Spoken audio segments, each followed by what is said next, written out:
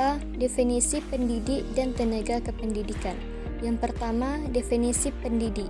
Menurut Undang-Undang Nomor 20 Tahun 2003, Pasal 39 Ayat 2, pendidik merupakan tenaga profesional yang bertugas merencanakan dan melaksanakan proses pembelajaran, menilai hasil pembelajaran, melakukan pembimbingan dan pelatihan, serta melakukan penelitian dan pengabdian kepada masyarakat, terutama bagi pendidik dan perguruan tinggi.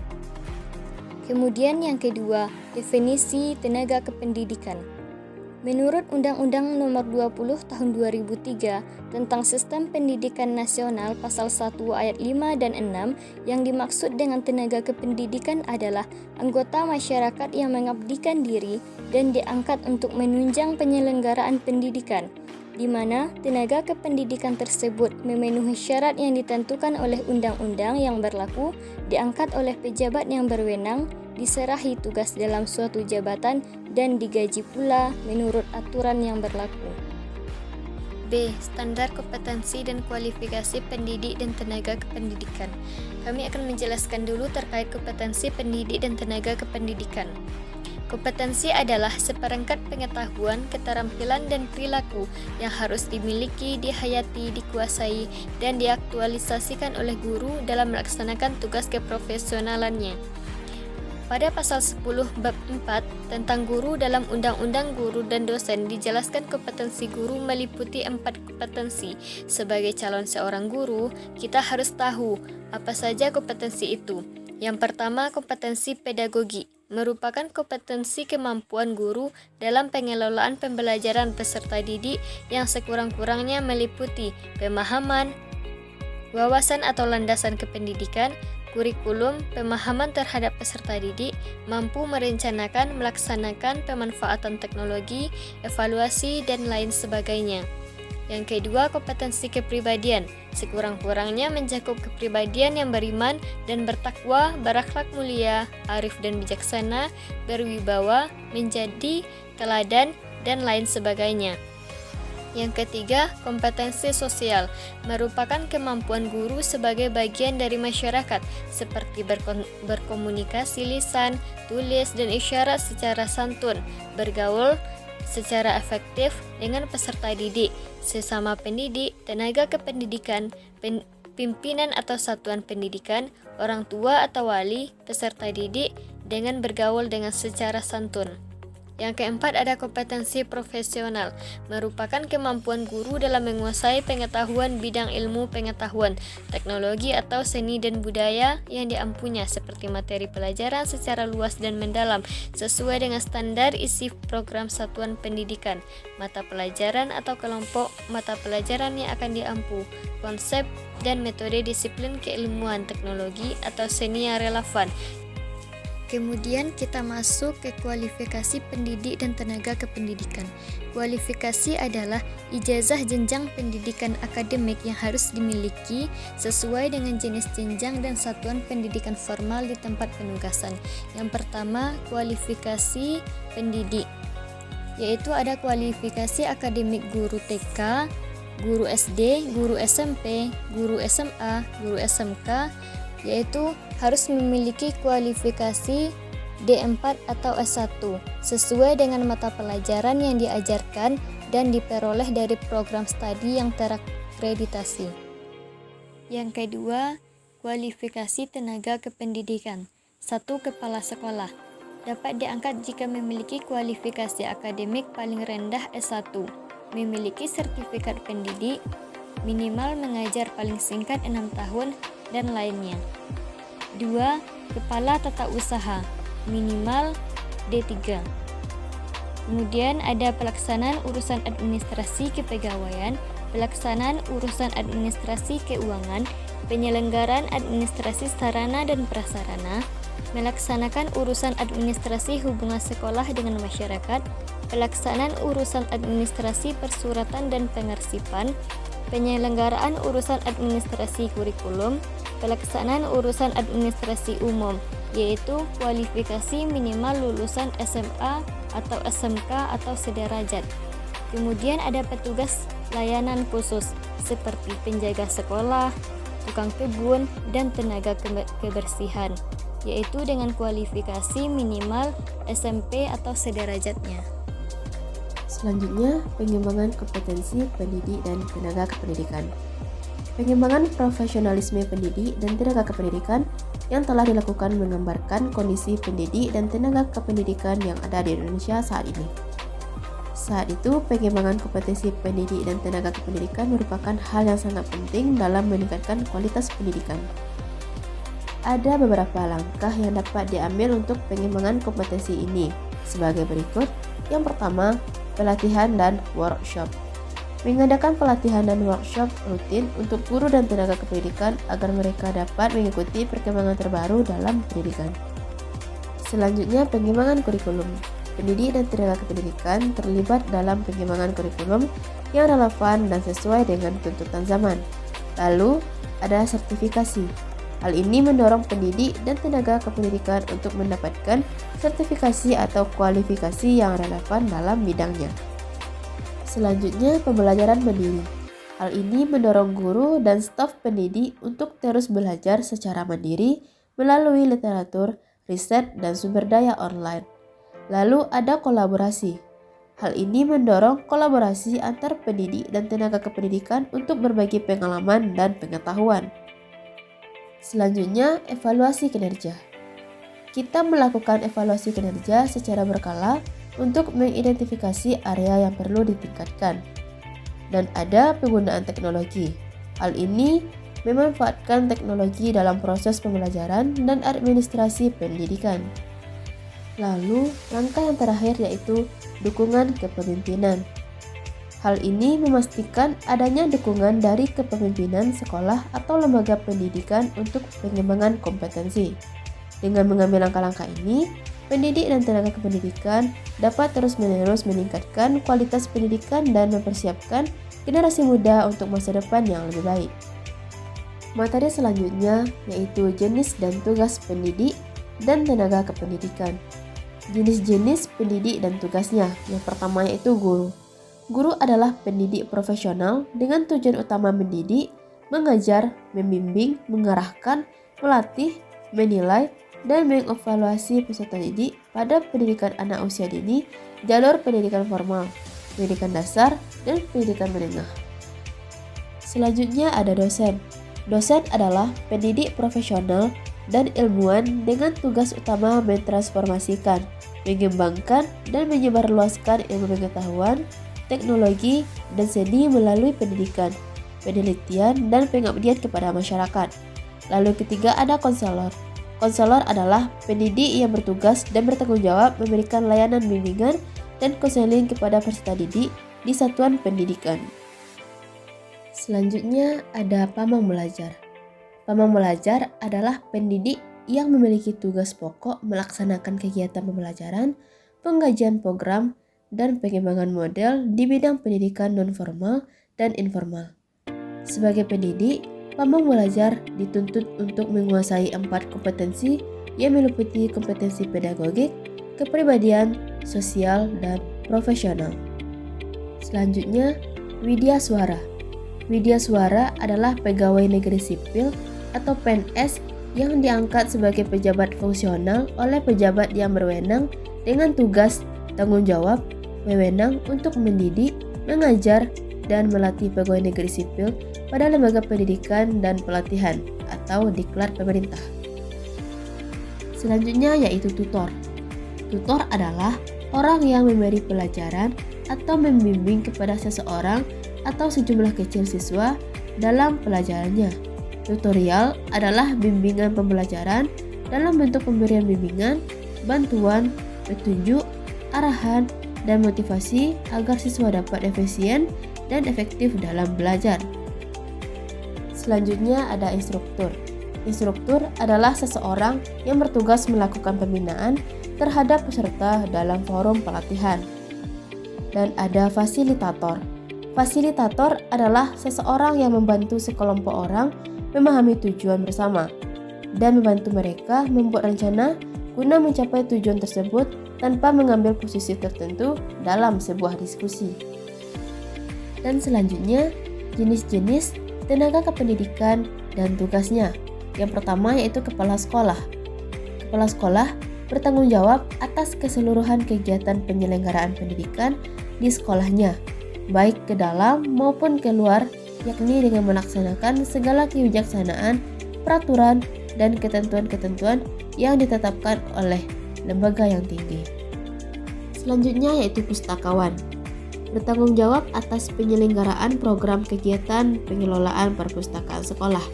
Lalu ada laboran. Laboran adalah petugas khusus yang bertanggung jawab terhadap alat dan bahan yang dilaboratoriumkan. Dan selanjutnya teknisi sumber belajar. Teknisi sumber belajar bertanggung jawab atas pengelolaan dan pemberian bantuan teknis-teknis sumber bagi kepentingan belajar, peserta didik, dan pengajaran guru. Selanjutnya, petugas tata usaha. Petugas tata usaha bertanggung jawab atas penyelenggaraan kegiatan-kegiatan dan pelayanan administrasi atau teknis operasional pendidikan di sekolah. Selanjutnya, teknisi sumber belajar. Teknisi sumber belajar bertanggung jawab atas pengelolaan dan pemberian bantuan teknis-teknis sumber-sumber belajar bagi kepentingan belajar peserta didik dan pengajaran guru. Dan selanjutnya, petugas tata usaha. Petugas tata usaha bertanggung jawab atas penyelenggaraan kegiatan-kegiatan dan pelayanan administrasi atau teknis operasional pendidikan di sekolah. Selanjutnya, petugas keamanan. Petugas keamanan adalah tenaga kependidikan yang bertugas menjaga keamanan dalam ruang lingkup sekolah. Selanjutnya, petugas kebersihan. Petugas kebersihan adalah tenaga kebersihan yang bertugas menjaga kebersihan ruang lingkup sekolah. Pengangkatan, pemberhentian, dan penempatan pendidik dan tenaga kependidikan. 1. Pengangkatan. Pengangkatan pegawai merupakan kegiatan untuk memenuhi kebutuhan pegawai pada suatu lembaga, baik jumlah maupun kualitasnya. Untuk mendapatkan pegawai yang sesuai dengan kebutuhan, dilakukan kegiatan rekrutmen, yaitu usaha untuk mencari calon-calon pegawai yang memenuhi syarat sebanyak mungkin untuk kemudian dipilih calon terbaik dan tercakap. Yang kedua, pemberhentian. Pemberhentian pegawai merupakan fungsi personalia yang menyebabkan terlepasnya pihak organisasi dan personel dari hak dan kewajiban suatu lembaga tempat bekerja dan sebagai pegawai. Banyak alasan yang menyebabkan seorang tenaga kependidikan berhenti dari pekerjaannya, yaitu 1. Karena permintaan sendiri. Yang kedua, karena mencapai batas usia pensiun. Yang ketiga, karena adanya penyederhanaan organisasi. Yang keempat, karena yang bersangkutan melakukan penyelewengan atau tindak pidana. Yang kelima, karena yang bersangkutan tidak cakap jasmani dan rohani. Yang keenam, karena yang meninggalkan tugas dalam jangka waktu tertentu. Yang ketujuh, karena meninggal dunia atau karena hilang sebagainya yang dinyatakan oleh pejabat yang berwenang. F. Pembinaan dan pengembangan pendidik dan tenaga kependidikan. Pembinaan dan pengembangan pegawai merupakan fungsi pengelolaan personil yang mutlak untuk memperbaiki, menjaga, dan meningkatkan kinerja pegawai. Kegiatan ini dapat dilakukan dengan cara on-the-job training dan in-service training. Terdapat beberapa prinsip yang patut diperhatikan dalam penyelenggaraan pembinaan tenaga kependidikan, yaitu 1. Pembinaan tenaga kependidikan patut dilakukan untuk semua jenis tenaga kependidikan. Yang kedua, pembinaan tenaga kependidikan berorientasi pada perubahan tingkah laku dalam rangka untuk meningkatkan kemampuan profesionalitas. Yang ketiga, pembinaan tenaga kependidikan dilakukan untuk mendorong meningkatkan kontribusi setiap individu terhadap organisasi pendidikan. Yang keempat, pembinaan tenaga kependidikan dirintis dan diarahkan untuk mendidik dan dilatih seorang sebelum maupun sesudah menduduki jabatan.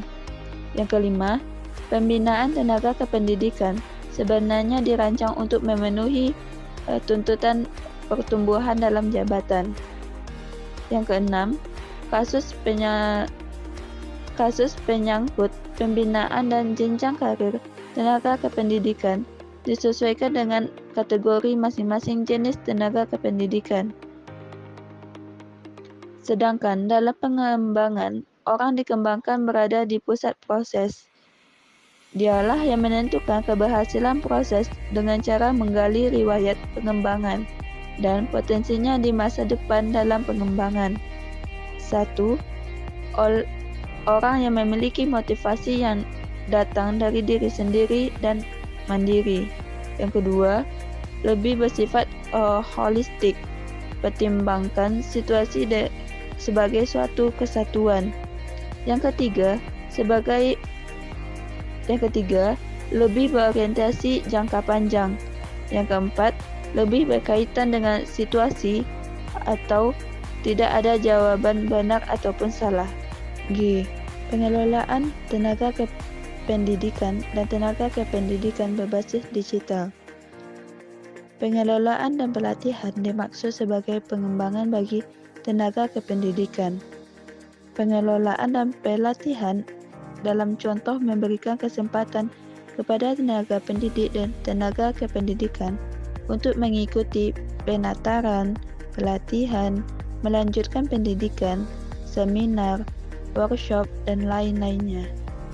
Kompetensi digital pendidik erat kaitannya dengan kecakapan pendidik dalam menggunakan teknologi informasi dan komunikasi berdasarkan kaidah pedagogis dengan menyadari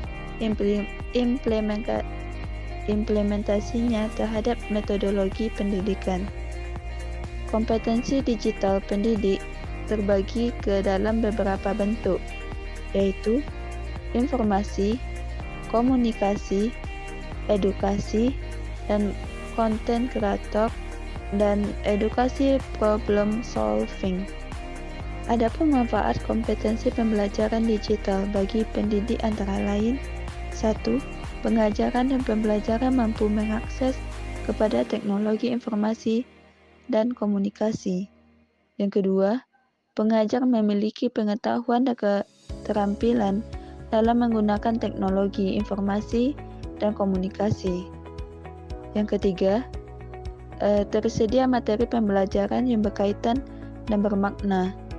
Jadi, pengelolaan tenaga pendidik dan tenaga kependidikan berbasis digital, maka pendidik dan tenaga kependidikan harus memiliki pengetahuan teknologi, karena pembelajaran dan pekerjaan administrasi umumnya sudah berbasis digital.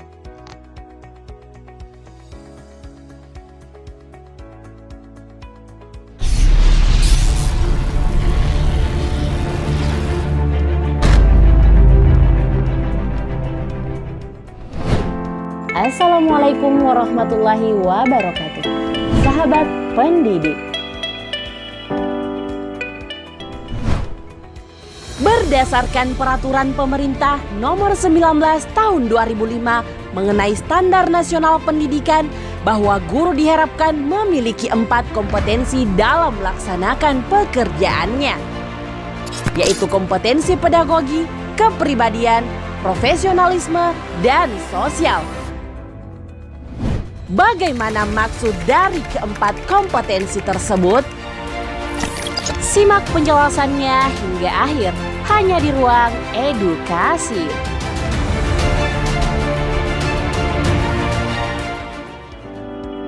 Namun sebelum Anda melanjutkan menonton video ini, klik tombol subscribe, like, dan lonceng notifikasinya untuk mendukung channel ini menebarkan kebaikan.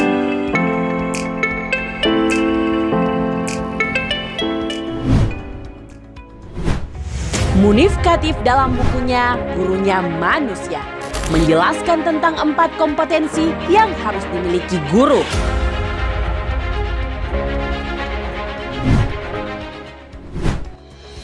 Pertama, kompetensi pedagogi, yaitu kemampuan mengelola pembelajaran siswa dan pengembangan kecerdasan siswa, seperti memahami karakter siswa, memahami cara dan kesulitan belajar, mampu mengembangkan potensi peserta didik, menguasai prinsip-prinsip dasar belajar mengajar yang mendidik.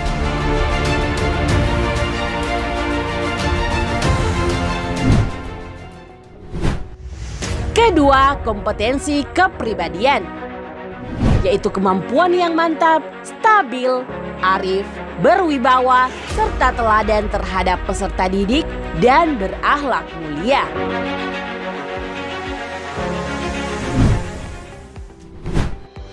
Ketiga, kompetensi profesional, yaitu penguasaan materi pembelajaran secara mendalam, sehingga pendidik dapat membimbing peserta didik memenuhi standar kompetensi yang ditetapkan, seperti menguasai materi ajar dalam kurikulum, menguasai dasar-dasar materi kegiatan ekstrakurikuler agar tercapai tujuan utuh pendidikan siswa, dan mampu memperbaiki pelajaran melalui penelitian tindakan kelas.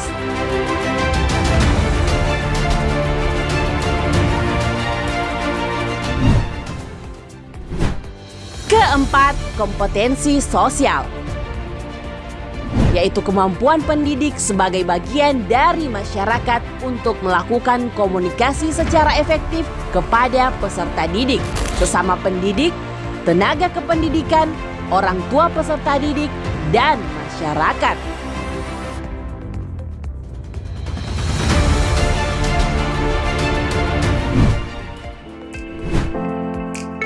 Sahabat pendidik, silahkan berbagi melalui video ini. Semoga dapat memberikan edukasi. Wassalamualaikum warahmatullahi wabarakatuh.